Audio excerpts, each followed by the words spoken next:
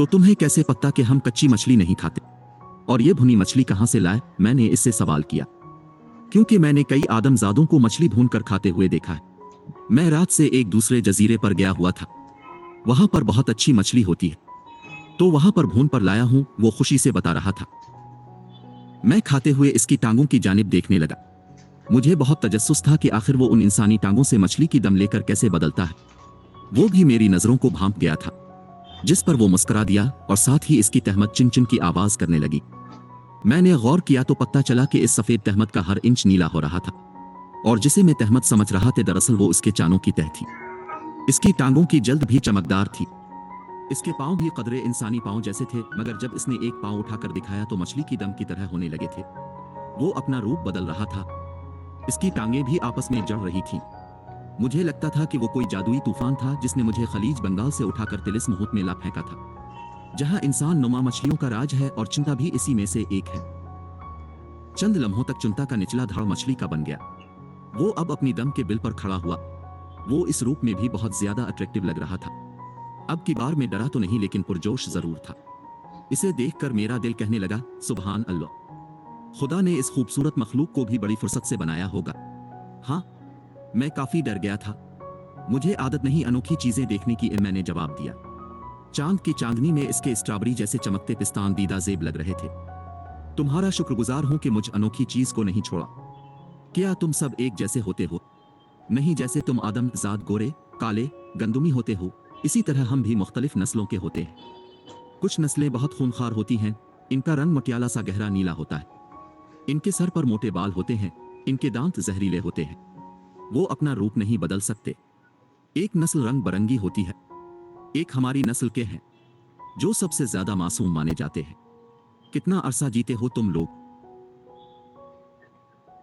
वैसे हमारी मखलूक का आम फर्द इस वक्त तक जीता रहता है जब तक सूरज दोनों मशरिक व मगरिब में 200 चक्कर लगाता है या फिर उसे कोई मार ना दे।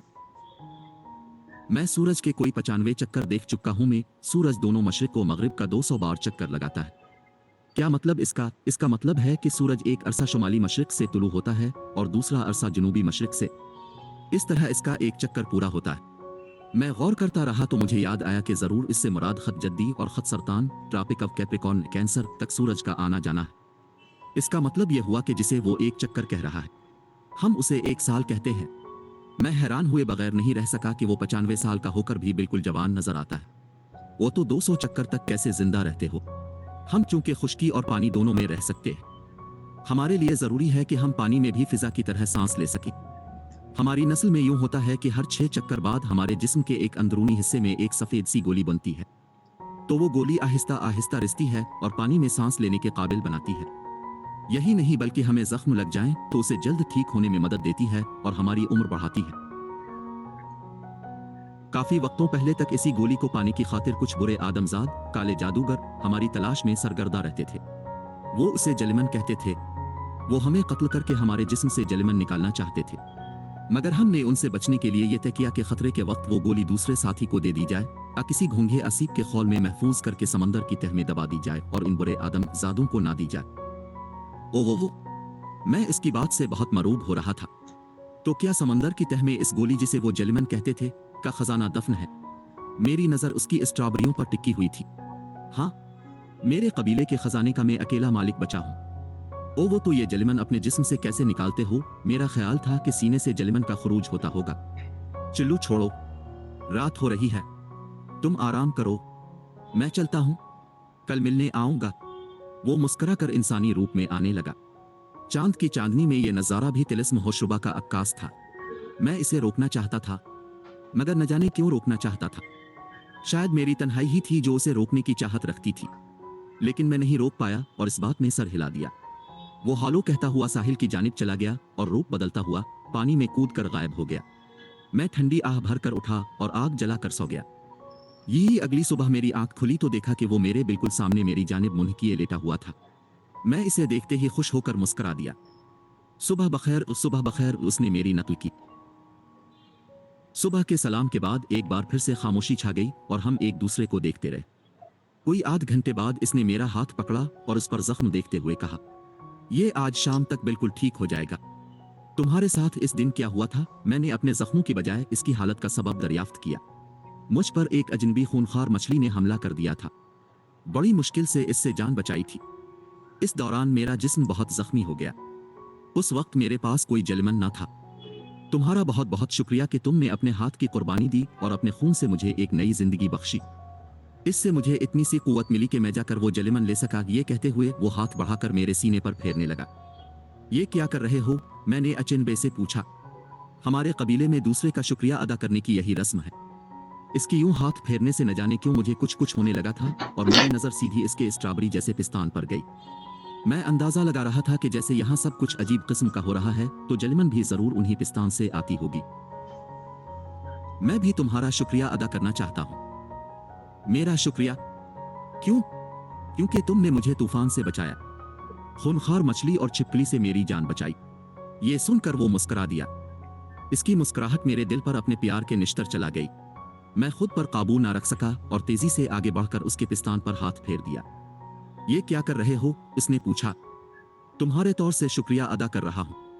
वो बस मुस्कुरा कर रह गया। मैं खुसूसन इसके पिस्तान छू रहा था। मुझे खुद पर काबू करना मुश्किल लग रहा था। इतने में वो उठकर बैठ गया। चिल्लू कुछ खाते हैं? उसने उठते हुए कहा। मैं भी सर हिलाते हुए तैयार हो गया। हम दोनों जंगल में घूमने लगे और वो फल तोड़कर मुझे भी खिलाता रहा। दोपहर को दोनों समंदर में नहाने गए। मैंने शर्ट उतारी और नुक्कर में ही पानी में चला गया। वो भी असल रूप में पानी में दाखिल हुआ। वो पानी में बहुत तेज तीर रहा था। यही नहीं, डॉल्फिन की तरह वो समंदर की सतह पर कलाबाजियां भी खाता था। मैं ये नजारा देखकर बहुत महजूज होता रहा। फिर वो मेरे पास आ गया। चिल्लू मेरे साथ। कहाँ? कहीं और नहीं, यहीं रहना है। बस मेरे साथ ही रहना है। मुझे गुमान हुआ कि मुझे जलिमन के खजाना तक ले जाने का सोच रहा है। मैंने हामी भरी तो इसने मुझे अपने गिले से लगा लिया और समंदर में तैरने लगा। मुझे बहुत ही लुत्फ और सुकून मिल रहा था, खुसूसन इसकी बाहों में रहकर। मैंने यूं ही सवाल पूछ लिया, ये जलिमन बनती कैसे है तुम लोगों में? वो इस गैर मुतवक्के सवाल पर चौंका, फिर मुस्कुरा कर बताने लगा। जलिप्रा जब अपनी जिंदगी में सूरज का 20वां चक्कर देख लेता है तो जिस्म में जलिमन की पैदावार शुरू करने का अहल हो जाता है। फिर सूरज के हर चक्कर में इसे एक इदमजाद का खून चूसना होता है और हर अमावस की रात एक मोती खाना होता है। फिर कहीं 6 चक्रों पर वो जलिमन बनती है। तो इसका मतलब तुम लोग खून आशामी हो, ड्रैकुला हो। मैं कुछ डर गया था। हाँ, मल्लाहों मुसाफिरों पर हमला कर देते थे। मैंने अपनी जिंदगी में सिर्फ 20 इंसानों का खून पिया है, जिनमें से 3 जलिमन तलाश करने आए थे। इस बात पर मैं मजीद घबरा गया। मेरी हालत इसकी समझ में आ चुकी थी। घबराओ नहीं, तुम मेरे दोस्त हो। अगर मुझे तुम्हारा खून चूसना होता तो पहले दिन ही खून चूस कर खत्म कर दिया होता। शिकार के साथ दोस्त और दोस्त के साथ शिकार वाला बर्ताव नहीं करते हम। वो मुझे साहिल की रेत पर ले आया और हम चलते चलते एक दरख्त की छांव में आ बैठे। वो इंसानी रूप में ही आ गया था और मामूल के मुताबिक इसके चानों ने तहमत की सूरत इख्तियार कर ली थी। तुम्हें खून पिए हुए कितना वक्त गुजर चुका है? मैं फिर भी तसल्ली कर लेना चाहता था। हाँ, पिछले दिनों तुम्हारा ही खून पिया था, इसने आहिस्ता से कहा। नहीं, वो तो तुम्हारी मदद के लिए था, लेकिन वो खून के जिससे तुम्हारे अंदर जलिमन की ही दीवार हो। मोती तो तुम आराम से खाते होगे, समंदर में ही जो रहते हो। जब मेरा खानदान तबाह हुआ था तो उसके बाद 3 बार ही खून पिया। मुझे खून पीने का कोई फायदा नहीं हुआ। वैसे भी मुझे जरूरत ही नहीं थी। मेरे पास जलिमन का खजाना है। सूरज के हर 6 चक्रों बाद एक जलिमन लेता था, मगर पिछले कुछ दिनों से पहली बार इसमें से 3 जलिमन ले चुका हूं, जिनमें से 2 तुम्हारे काम आए। 2 जलिमन और वो भी मेरे काम का मतलब मैं बहुत ही पुरजोश हुआ। जब तुम तूफान में डूब रहे थे तो मेरी नजर तुम पर पड़ी। मैं नहीं जानता कि क्यों, लेकिन मेरा मन चाहा कि तुम्हारी मदद करूं। तुम तक पहुंचा तो तुम मरने वाले थे। बहुत सा पानी तुम्हारे अंदर जा चुका था, इसलिए मैंने अपने पास मौजूद जलिमन तुम्हारे मुंह में डाल दी। इससे तुम मरने से बच गए। दूसरी बार जब खूनखार मछली के दांतों में फंस गए थे तो इस वक्त भी तुम्हारी हालत बहुत नाजुक थी। ना चाहते हुए भी मुझे एक और जलिमन तुम्हें खिलाना पड़ी। जब छिपकली ने तुम पर हमला किया था तो तीसरी बार तुमको जलिमन खुलाने की जरूरत ही नहीं थी। 2 का ही असर इतना अच्छा था कि जहर टांग से बाहर ना फैला। अगर तीसरी बार दे देता तो इसकी बहुत ज्यादा मिकदार हो जाती और तुम हलाक हो जाते। ये जलिमन तुम इंसानों के लिए नहीं बनी। वो उचेनाइए ना। मुझे याद आया कि जब शार्क के चुंगल से बच निकला था तो इस वक्त मेरे मुंह में एक गोली का एहसास हुआ था। मुझे ये जानकर खुशी हुई कि जिस जलीमन के लिए मैं लालची हो रहा था वो तो मुझे दुगना मिल चुकी है। तो ये जलीमन तुम कैसे दिया करते हो जिंदगी की सूंड से? वो मुस्कुरा दिया। जिंदगी की सूंड? वो क्या होती है? मुझे लगा कि पिस्तान को ही कहा जाता होगा। वो मुस्कुराया और खड़ा हो गया। फिर मैंने देखा कि जिसको मैं इसकी दूसरी नाव समझ रहा था, इसमें से कुछ बाहर आने लगा। जब वो मुकम्मल हुआ तो वो सूंड नुमा उज़्व ही था। वो ऊपर की जानिब सांप की तरह पेनी पेना रहा था। मैं ये देखकर हैरान रह गया। नया जलिपरा बच्चा, चिल्लाने और जलिमन देने की चाबी यही है। मुझे याद आया कि इस हादसे वक्त मेरे मुंह में जब गोली आई थी तो साथ में तोतनी नुमा एक चीज भी दाखिल हुई थी जिसे मैं सांप समझा था, मगर वो इस जलिपरी का उज़्व। मुझे शदीद गुस्सा आ गया। मैं वहां से उठ खड़ा हुआ और पलटकर जंगल की तरफ जाने लगा। उसने आगे बढ़कर रोकना चाहा। महरोज, महरोज, सुनो। क्या हुआ? कुछ नहीं, दफ हो जाओ यहां से। अपनी शक्ल ना दिखाना। मुझे कराहत महसूस हो रही थी। वो बार बार पीछे आता मगर मैं उसे धक्का देकर दूर कर देता। इसका मासूम सा चेहरा मुरझा गया था।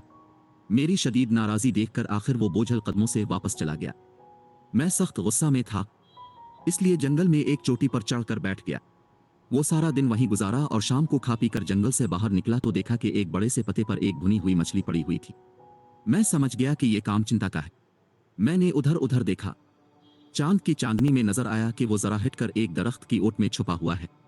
मैंने मछली उठाई और लेकर समंदर की तरफ चल पड़ा। पास पहुंचकर वो मछली चंद लम्हे लटकाई ताकि इसकी नजर पड़ जाए और फिर पानी में उछाल दी। फिर हाथ झाड़ता हुआ आया और आग जलाकर सो गया। यही सुबह को आंख खुली तो मेरे पास नाश्ते के लिए फल पड़े हुए थे। मैंने उन्हें बिल्कुल नहीं छुआ और वैसे ही छोड़कर हिट गया। सारा दिन भी इसका मुझे छप छप कर देखने और चुपके से मेरी मदद करने में गुजर गया। वो मुझे मनाना चाहता था, मगर मैं ये बर्दाश्त नहीं कर पा रहा था कि इसने मेरे साथ गलत हरकत की। मैंने एक छाल का बस्ता बना लिया था और इसमें पानी लेकर बार बार गरारे करता था। ये मकरू एहसास ही नहीं खत्म हो रहा था। इस दिन शाम को घूमता गया जंगल के एक ऐसे हिस्से में जा पहुंचा जहां झील सी बनी हुई थी।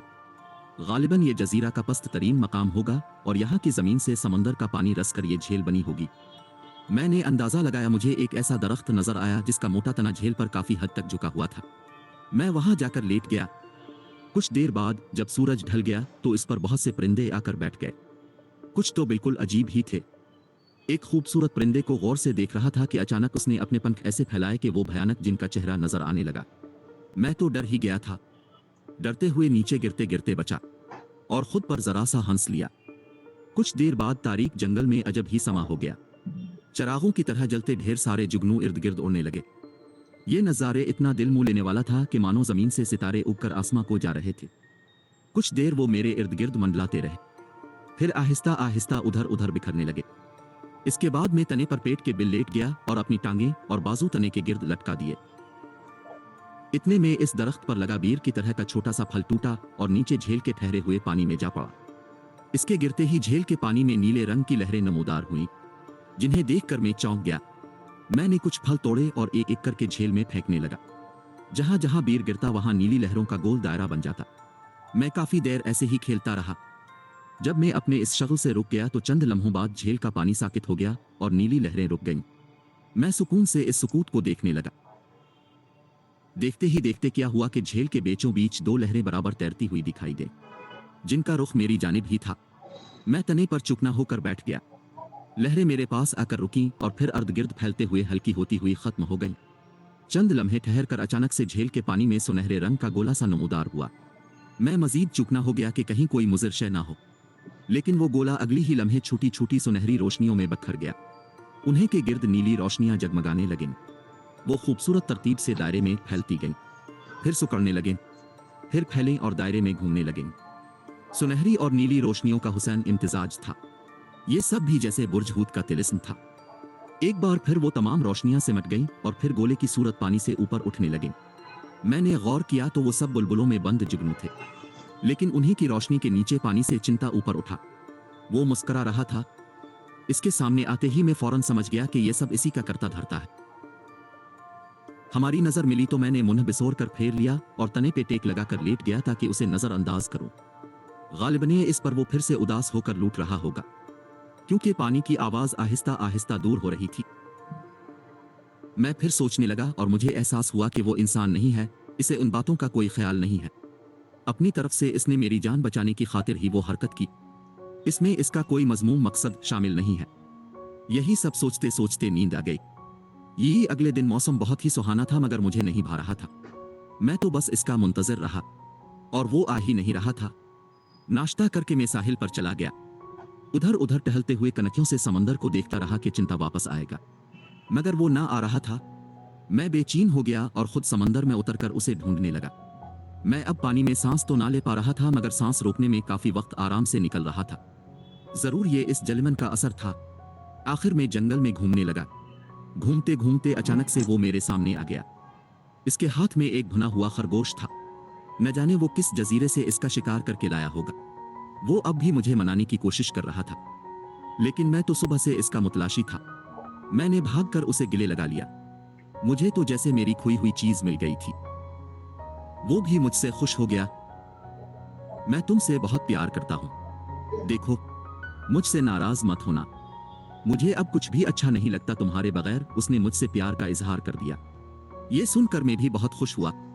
उसने मुझे अपनी बाहों में उठा लिया और साहिल की जानिब जाने लगा। मुझे कुछ अजीब सा भी लगा कि वो इंसान ना सही मगर मेरी जिन्स का है। मगर प्यार तो जिन्स नहीं देखता, किसी से भी हो जाता है। जंगल से निकलते ही वो रुक गया। यह है हमारे प्यार का घर। उसने एक जानिब इशारा किया। मैंने इसके इशारे की समत देखा तो वहां बड़े बड़े पत्तों से बना हुआ छोटा सा एक हुजरा सा था, जिसका फर्श रंग बरंगे फूलों से बनाया गया था। मैंने मुस्कुराकर उसे देखा तो वो भी मुस्कुराकर इस हुजरे की तरफ चल पड़ा। उसने अंदर जाकर मुझे लुटाया और खुद भी मेरे करीब आकर लेट गया। इतना करीब कि हम दोनों की सांसें एक दूजे से टकराने लगीं। लब बस कुछ ही दूरी पर थे। गुलाब की पंखुड़ी जैसे इसके लब खिले तो इससे गुलाब की ही खुशबू झरने लगी। मुझसे और ना रहा गया और मैंने फौरन अपने लब उसके लबों से मिला दिए। जिस्म में जोश का एक झटका सा लगा। कुछ देर लब चूमने के बाद मैं इसके पिस्तान की तरफ बढ़ा, जैसे एक अरसे से मैं इसी का मुंतजर हूं। जैसे ही इसके पिस्तान अपने लबों में कैद किए तो यकीन मानो कि वो ऐसा लुत्फ था कि बयान नहीं कर सकता। इसकी सस्कारियां भी मौसीकी की सूरत निकल रही थीं। मैंने जोश में आके एक बाजू वाली शर्ट भी उतार दी। इतने में मुझे अपनी नाफ में कुछ गुदगुदी सी महसूस हुई। मैं समझ गया कि ये क्या है और इससे पीछे खिसक गया। मैंने देखा कि वहां पर वो उज़्व मौजूद था जिसे वो जिंदगी की सूंड कहता था। वो मेरी तरफ पलटा और मेरे लबों पर किस करके कहने लगा। मैंने एक इदमजाद पर भरोसा किया और उसे अपने सब राज बता दिए, मगर तुमने मुझे अभी तक अपना राज नहीं बताया। कौन सा राज? अभी तक इदमजाद का पूरा जिस्म मेरे लिए राज है। मुझे अंदाजा ना था कि वो उन मामलात में ज़ौक़ वाले होंगे। तो ये बात है। मैंने अपना नीकर उतार दिया। अब सिर्फ अंडरवियर में था। वो तो हम जब रूप बदलते हैं तो उसी तरह के होते हैं। बस हमारे बाल नहीं होते बल्कि चाने होते हैं। वो मेरी रान पे हाथ फेर कर जायजा लेता रहा। न जाने क्यों मेरी नजर उसकी सूंड पर चली गई जो मस्त हाथी की तरह उधर उधर हल रही थी। मैंने नजर चरा ली। उसने मेरी नजर भांप ली। क्या तुम आदमजादों के पास भी जिंदगी की सूंड होती है? मैं हंस दिया। मेरे गाल भी सुर्ख हो रहे थे। हाँ ना, हमारे पास भी जिंदगी की सूंड होती है। दिखाओ ना, कैसी होती है? मैं अगरचे ऐसा नहीं करना चाहता था, मगर इसका दिल रखने के लिए मैंने हामी भरी और अंडरवियर भी उतार दिया। वो पहले तो गौर से देखता रहा, फिर जरा सा छुआ और हाथ हटा लिया, क्योंकि उसे वो सख्त मालूम हो रहा था।